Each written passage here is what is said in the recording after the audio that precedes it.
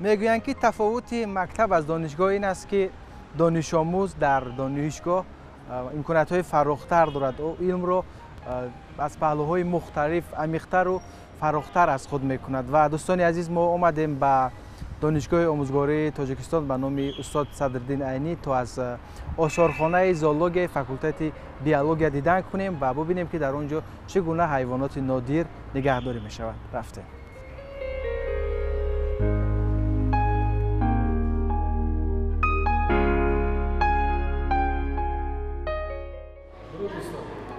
شما خوب هستید؟ سلام. کارتان خوب است؟ ما هدف داریم که امروز آثارخانه فاکولته بیولوژی را برای بیننده معرفی کنیم. در فاکولته بیولوژی دانشگاه دولتی آموزگاری تاجیکستان 5 تا کافدر عمل میکند که یکی از آنها کافدر زولوژی به شمار می رود.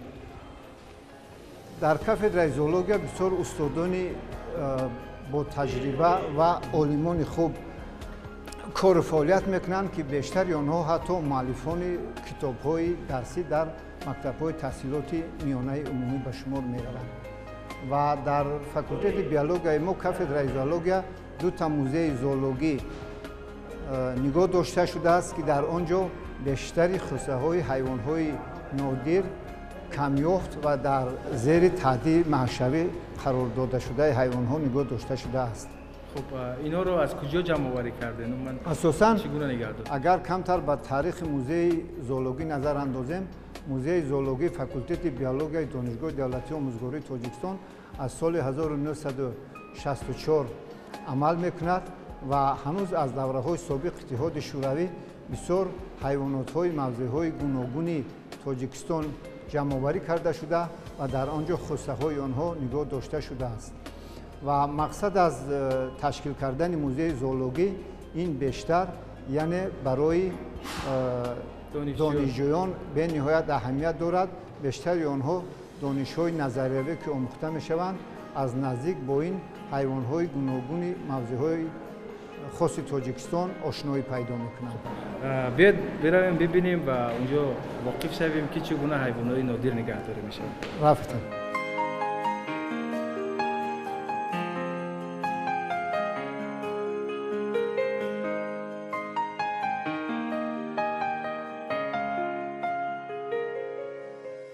اینجا تالار اول است. اکنون ما وارد شدیم به تالار یکمی موزه زولوژی در فاکولته بیولوژی دانشگاه دولتی آموزگاری تاجیکستان به نام صدرالدین عینی. چی‌ها نگاه داشته می‌شود؟ در تالار یکمی موزه زولوژی اساساً در یک گوشه‌اش نگاه داشته شده است منظره‌های طبیعی خاص فاونای تاجیکستان. در یک گوشه تالار زولوژی نگاه داشته شده است منظره منطقه بلندکوه پامیر شرقی. این طرف است. در طرف چپش که در اینجا اساساً بیشتر نگاه داشته می شود خصوصی‌های حیوانات‌هایی که در منطقه‌های بلندکوه و در پامیر شرقی و مانند گوسفند مارکوپولو، بز کوهی یا به عبارت دیگر ما آن را نخچیر هم نام میبریم نگاه داشته شده است. در یک گوشه دیگری موزه زولوژی در طرف راستش نگاه داشته شده است منظره طبیعی بیشه پلنگان، ممنوعگاه بیشه پلنگان که در آنجا بسیار نمود حیوان‌های نادر و کمیافت نیز زندگانی میکنند و در اینجا اساساً چخیلی که در نوار میگیرتون نگاه داشته شده است خرس ماله، خوک یابویی، گرگ، از نمود خایندگان زرگوش، خرگوش و خوک‌ها شکل‌های گوناگون دارند برای که مثلا ببینید حجمشون کلان و معده است. اینها نسل‌های آنها وابسته به سن سالش یابویی. اول خرس ماله باشد در بسیار منطقه‌های کوهی تاجیکستان وامیخورد و در قسمت دیگر گوشه زولوژی در اینجا اساساً نشان داده شدگی است آهوی خالگل، خرس ماله و این چنین بغیر از دیگر موضع‌های بیرون از تاجیکستان در اینجا نشان دادگی شدگی است شیر مدینه. این شیر مدینه شیر مدینه که این خاص در موضع‌های خاصی تاجیکستان دیده نمی‌شود. این اساساً در منطقه افیوپیا دیده می‌شود خرس مویله و اینها اساساً با اویلای گربه داخل کرده می شوند و در تاجیکستان باشد زیاده از 6 نمود اویلای گربه شکلون با قید موجود می باشد.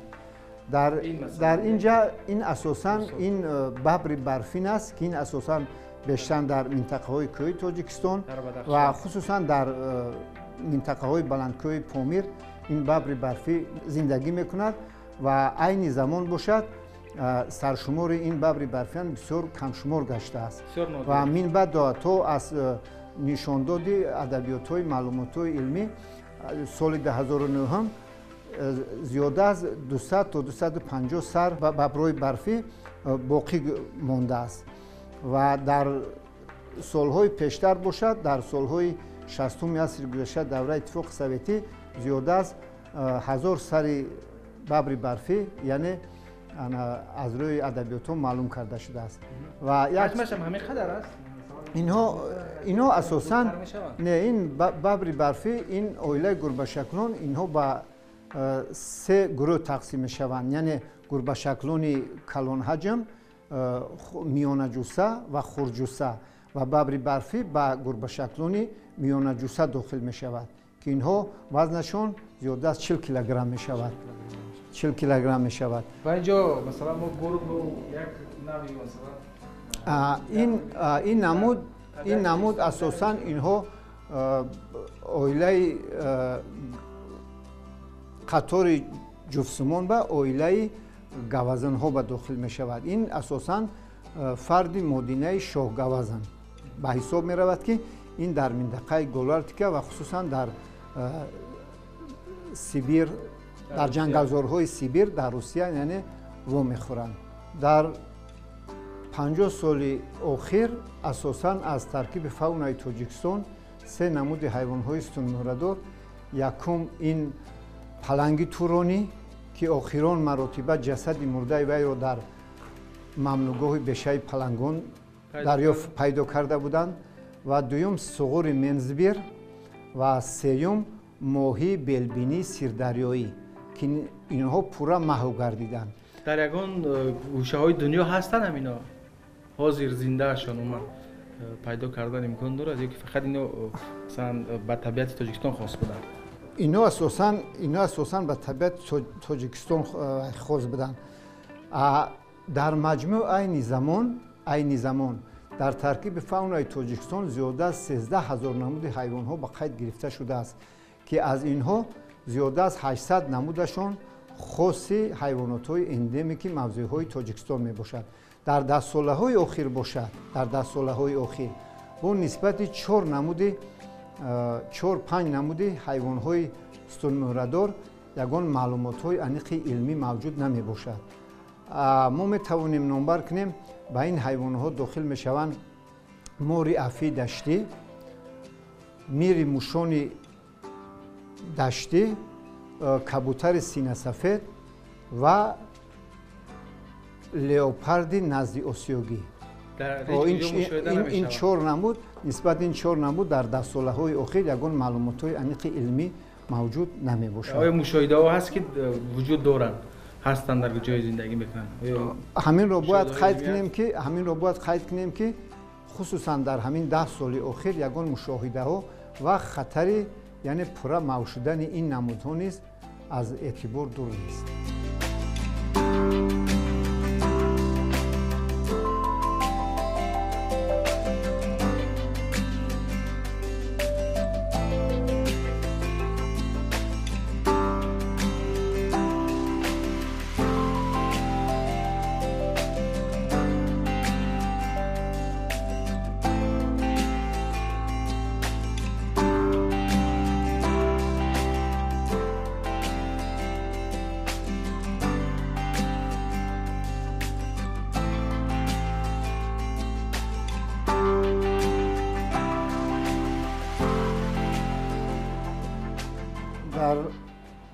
حالا ما قرار داریم در تالار دومی موزه زولوژی. در یک گوشه تالار دومی موزه زولوژی نگاه داشته شده است کلکسیای حشرات ها. که حشرات این صنف کلانترین عالم حیوانات به شمار می رود و این کلکسیای حشراتی که در اینجا موجود می باشند اینها محصول تیار کرده خود دانشجویان به حساب می روند و در درون کلکسیای زولوژی ما با دانشجویان آموزانیده می شود، یعنی طرز قپیدن حشرات ها، خشک کردن آنها، بیولوژی و اکولوژی آنها مفته می شوند و به گروه ها و به قطارهای مخصوص تقسیم کردن آنها از روی تصنیفات سیستماتیکی و دانشجویان آنها رو یعنی از خود میکنند. در نیم ساله یکم آنها یعنی این نمودی صنف‌های گوناگون عالم حیوانات رو از نقطه نظریوی می‌آموزند و در نیم ساله دومی سال خانش که همچون موافق نقشه تعلیمی آنها باید به باغ اگروبیولوژی رامی سفربر کرده شدند. دانشجویان یک جای با استادان با تجربه سفربر کرده میشوند و از طبیعت آنها رو قپیده همین خیل کلکسی‌های زولوژی تشکیل کرده میشوند و آنها رو از خود میکنند. قسمت دیگر گوشه‌های تالار موزه زولوژی دکتر علم‌های بیولوژی، پروفسور کافدرای زولوژی استاد طاهرجان ستاروف برای شما معلومات خواهند داد. تشکر که تا اینجا برنامه را همراهی کردید. درود بر شما استاد. درباره این قسمت دومی آثارخانه زئولوژی اگر من شما رو بررسی میکنم، آشنا میکنم، در این تالار دوم اساساً حیوان‌های استولیماردار تاجیکستان و تمام دنیا قریب ما در جایگیری کرده شده است. از تمام دنیا فاون تمام دنیا جایگیری شده است. حیوانات استولیماردار. از کجا شروع میکنیم؟ من از این اینو ما از روی تصنیفات در اینجا جایگیری کردیم. در این تصنیفات از این طرف در اینجا و از صنف ماهی‌ها، یعنی ماهی‌های خیلی دقت جلب کننده، جالب دقت، خصوصیت‌های عجیب داشته در اینجا. این همش تالاری و ماهی‌ها هست در اینجا. من در قسمت پایان و در اینجا یک نمودی سفره ماهی‌ها که این سفره ماهی برقی میگن، از خودش برق جدا میکند و روشنی میدهد در داخل. نه روشنی میده، اصلا خوبه برق جدا میکند برای تا شیلوات جدا میکند و برای محافظت خودش. دوم خیلی دراز داره، تن اینها با مخصوص پلاکچهای خورده پشت است خود داره محافظت خودشون. ببینید تنشون خیلی پهن است. این شکل اینها دیگر شدگی شکلاً این وابسته به جای زندگی، جای تاریک و هم جای خود فشاری بلند در جای چخوری. شکل کره دارند. شکل کره. بعضی اینها شکلی در اینجا نیست، بعضی اینها شکلی ور دارد، ماه را دارد، یعنی گرد را دارد، گرنگ ماه و ماهی میگن. در با اینا مانند است. در اینجا نداریم ماه. باز این قسمت. در این قسمت ببینید شما رو با شناس میکنم حاضر. در اینجا اکثریت نماینده‌های حیوانات تاجیکستان در اینجا جایگیری شده است و از هر صنف‌ها. من در اینجا مارهای در تاجیکستان بودگی هست. اینجا یک نمود دیگر خزنده ها. این سوسماری داشتیم، سوسمار خانم سوسمار. این در کدام قسمت تاجیکستان میشه؟ این در قسمت‌های جنوبی تاجیکستان در جای‌های گرم میشد. اندازه تن آنها خیلی تا 1 متر میشد. بسیار کداگاسی بعد هیبت داره و لیکن در برای محافظت خودش میترساند. آدم با یک فشار زنان خودش صدا دارند. آدم میگه همیشه میترساند چون به اینا نزدیک نشوید. در اینجا باز در قسم از عائله من میری مشون یکی خواننده‌های درنده‌های و اشدی درنده‌ها در اینجا هست. نادر اینا بسیار حیوانی دیگر درنده‌ها رو میکنن برای نابود میکنن میری مشون. در نماینده دیگری خواننده‌ها هست. یک موری میشونه دیگر استانی خیلی باریکی دراز میشود. همین در طبیعت تاجیکستان میشه. در طبیعت تاجیکستان هستن اینها در تاجیکستان و خیلی شکل‌های زیبایی دارن. البته برای من در اینجا خارپشت‌ها یک چند دو نمود خارپشت داده در تاجیکستان. در اصلا در تاجیکستان خارپشتی گوشدراز است. من در پایان باز نماینده شیرخورای تاجیکستان در اینجا قشقلداغ. من این قشقلداغ این یک حیوان شیرخوری یک دقت آدم جلب میکند. پوست وای دارد برای در بالا باز یک پرنده عجیب با جایگیری کرده که در اینجا این درنده است. اینا از مرغ سقا میگن. اینا هر دوشان همین در طبیعت تاجیکستان هست. همین پرنده هست در تاجیکستان این هست. درنده است در ما. این مرغ سقا اینم باز در موسمی است در موسم پیدا می شود برای چی مرغ سقا اینش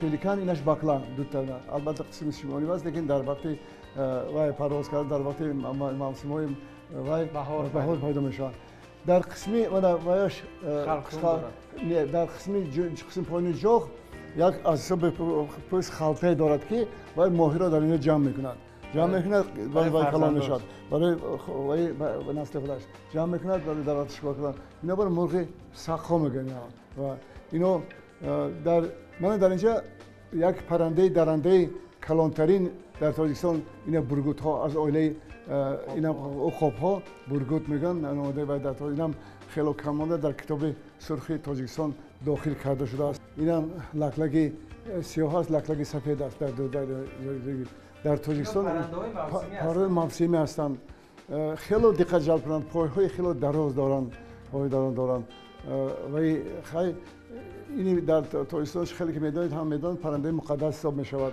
بسیار پرنده در وقت موسمی بهار پرواز کرده میان اینا جفت زندگی میکنند در جاهای بلند لانه میگذارند اینا با آدم خیلی نزدیک است میان پرنده مقدس که اینا خیلی میادن ولی دست نورس هستند کمتر بله دورتر از انسان ها لانه میسازند لانهشون هر سال تکرار میکنه استفاده میبرند جفت شده پرواز میکنن میان بعد در لانه و نسل خود را یعنی پرورش کرده بعد باز پرواز کرده میروند از روی خیلی خوراک اینا در نزد آب بسیارتر از ماهی ها کلک ها حشرات های آبی را میخورن هم میکنند من در اینجا در دیگر تالار من در وی ما در قسمت دوم تالار قریب 500 نمودی نگاره های پرنده ها جایگیر کرده شده است اینم از روی تصنیفاتشون جایگیر شدگی این پرنده ها با عائله ها تقسیم میکنند عائله زیاد تقسیم میکنند و ببینید من در اینجا از نماینده مارهای پیچان اینا اندازه خیلی دراز دارد اینجا نه در تاجیکستان نیست من پیش از این گفتم که در اینجا نگارهایی که ما در اینجا جایگیر کردگی از تمام دنیا هستن اینجا ماری کلانترینی من در اینش و پیتون تورنقش خیلی کلان تا 2.5-3 متر زیادتر می شود اینم نگاره از قسمتی یعنی از جنگل های جنوبی آورده شده است نگاره ها اینم ماری بیزار است کلانترین مار هست بیزار است و این همچنین در اینو در استخوان‌ها ها در نمایش میکنند این در باغ‌های حیوانات هم نگاه می‌دارند در سیرک ها استفاده می‌کنند اینا بسیار استفاده می‌کنند جاندارها را همین گونه پیچیده نابود می‌کنند برای این عائله مخصوص یعنی عائله مخصوص که این عائله مار پیچان میگن یعنی مارهایی که پیچانده است دوای خود را جفیده و که میکشه نابود کرده خیلی بقوت هم هست خیلی البته مشکل خیلی بقوت داره اینا در اینجا باز از این پرنده ها در پرنده در اینجا بودگی اکثر پرنده در اینجا بودگی از عائله اینو گنجشک مانند ها از عائله کولیک ها هست باز بعد من در بالا بودگی عائله مرغاب شکلان در هست مرغاب هست و از قطار اینا ها من در اینجا باز از عائله پرنده های درنده عائله پرنده در من در اینجا زاغ من در اینجا با یک عجایب دیگه داریم که پرنده خردترین کرالیوک عجیب میکند این مثلا چند گرم است وزنش تا 6 گرم میشود این پرنده تاجیکستان نه در تاجیکستان نیست در تاجیکستان یکی از خردترین پرنده های دیگه همین است از خردتر پرنده هست نه همین کرالیوک از همه خردتر است من در قسم بالایی وای باز از مرغابی ها از نشون بر میکنند قسمت دیگر مرغابی ها هستند و اینا همشون در وی نزدی آب زندگی میکنند دریا و کل ها زندگی میکنند خب اینجا های دیگر اینجا پرنده های در اینجا هست که با اینا در بلندکوه ها زندگی میکنند اینجا وی سجه تیبتی میگن این در بلنده های تای پامیرکوه در بلند زندگی میکنند اینا در من با یک چیز دیگه من شما در اینجا جلب میکنم اینم آورده شده است این پوست است چی است؟ نه جسد نهنگ نهنگ که ما در وی ماهی درندری اشدی درنده هستیم.